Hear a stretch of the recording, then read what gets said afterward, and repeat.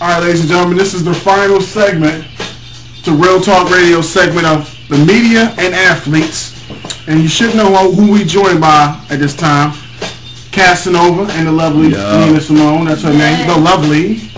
Also, Peter, like we said, she is looking for a job, so maybe she might want to leave her email information so you guys can get her. I'll visit your website. Yeah, she just got her degree. We're going to talk about why college people can't get jobs. It's so tough in this struggling economy or another segment. But pretty much, how important is the media? Now, we already said how important is PR, but how important is the media in general to any athletes in any sport? Athletes, it's very important. It drives everything. It keeps your name out there. It keeps you relevant. You know what I mean? Even when they talk bad about you, it's still a good thing because bad news is good news because people are talking about it. Unless it's costing you money. Unless it's costing you money, you know. But the media can make a lot of money for you. And, you know, you might do an interview for me and then you might put one of my organizations out there, what I'm doing with this and how people can get in touch with it, websites, etc. So, I guess the general aspect is, how do you think the media covered A-Rod? Oh, man. Well, A-Rod... You're lost. You just want to say something. Shit. Well, the media fucked up with the whole steroid thing completely because, I mean, before I go on the A-Rod thing, just with the McGuire thing, it came out on SportsCenter that McGuire was using creatine and everybody just let it roll off their shoulder like he's not doing nothing. Well, creatine is not steroids. It's not steroids. It's illegal. It's not steroids. It's not illegal, but you know that he's enhancing himself. No, but that's just a form of your body produces creatine. But we're talking about a shitty baseball player when you take the home runs out. Okay, that is enhancing itself and to hit more home runs. So then you got to look deeper. And then you got to look deeper. Well, does it just stop at creatine? Because after a while, your body get immune to that. Right. You know what I mean? They absolutely do. But they did the same thing with the A-Rod thing.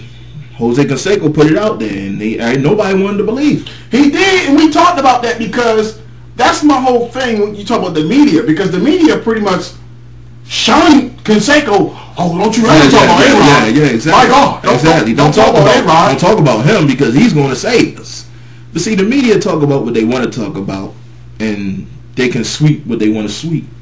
I think in a nutshell, with anybody who is in the public eye, the media builds you up just to tear you down. I think that's true. You can look at it from every aspect of celebrity, from sports to entertainment to politics. Because look at Barack Obama. Oh, he was the media darling, but he was running. As soon as he got in there, the media could not wait to say that he fucked up. They could not wait. And that's just the story for everybody.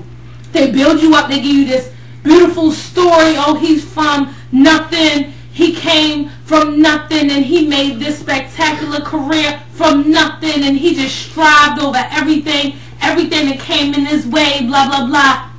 That motherfucker done fucked up already. He been in office 2 days. He appointed people. Damn. You know, he appointed criminals. What happened to all the transparency he promised? Blah, blah, blah.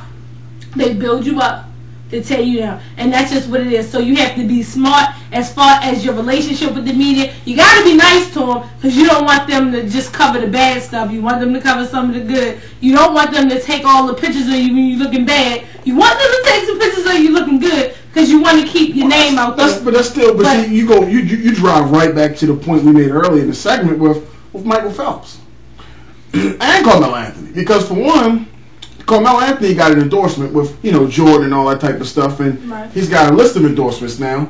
But, like you say, Michael Phelps, 6 months ago, everybody was on his balls. Everybody was on his, oh my God, he's a deity, he's a demigod, he's got all these Olympic medals. Yeah. Plus he was swimming, okay? Yeah. And to me, swimming is one of the most beneficial exercises you can do to your body, but he's not a decathlete. It's not like he did every single event and excelled and became an Olympic gold medalist. But that's neither here nor there. So when you look at guys like who've never dealt with the media, when Albert Bell played, Albert Bell never dealt with the media well. Never heard of him. He played for the Orioles. Never. But I'm not an Orioles fan. But guess who I know that played for the Orioles? Who's that? Cal Ripken Jr. And how often was he on TV?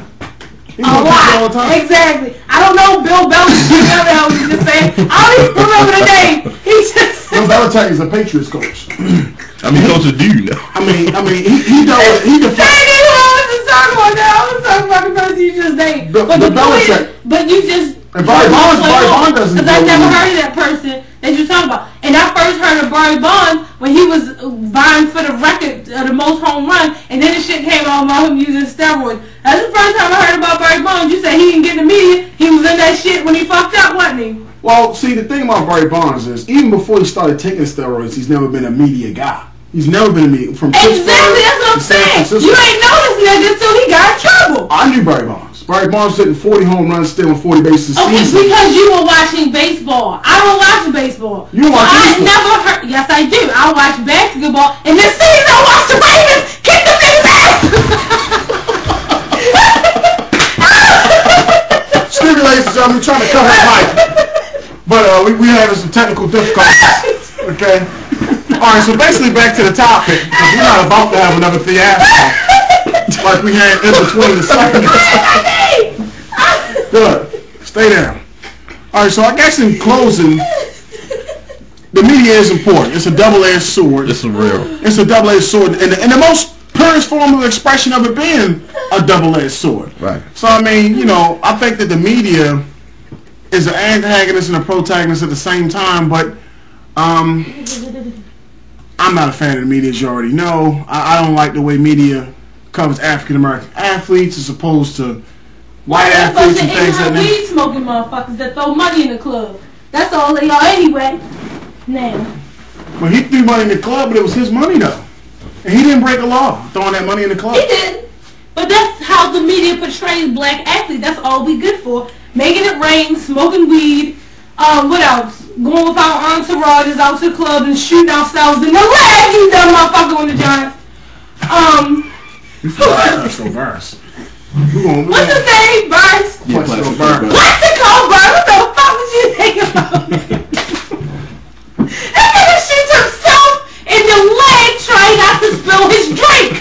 What is your problem? Spill the fucking drink. Exactly. You can possible sweatpants, dog. I heard this nigga had on sweatpants in the club. Why you have so you can feel the girls when you're painting? You can wear whatever you want. You got that, buddy. I know, but I'm just saying, you going out, you got on sweatpants, and you got your gun. Who puts a gun in some sweatpants? It's elastic, bitch. Ain't nothing holding up the pants. And you scared the shit going, your joint gonna fall on your Russell $30 sweatpants. So you shoot yourself in the leg. What the fuck are you thinking about? See, that's the shit. I'm gone. I'm out. I got shit to do. Cause y'all go ahead and beat that off up in this motherfucker. Holla! All right, Miss Simone is leaving the studio, ladies and gentlemen. We barely going to use this part of the segment. We can't use the in-between part. Wow. But, why you can't use that one? No, we're going to use this one. We're not going to use the one before this one, though. Okay. This has been Real Talk Radio, ladies and gentlemen. I'm your host, Giuliano. Super Real Talk. My co-host here, the lovely Nina Simone, and Casanova. And we'll be right back at you again. We're going to talk about another segment after this. But like I say, this has been Real Talk Radio. Stay tuned for more segments. Also, make sure you check out my solo segment with Abu Hamid on what it means to be a Muslim. And we're going to keep the realness coming your way. Peace.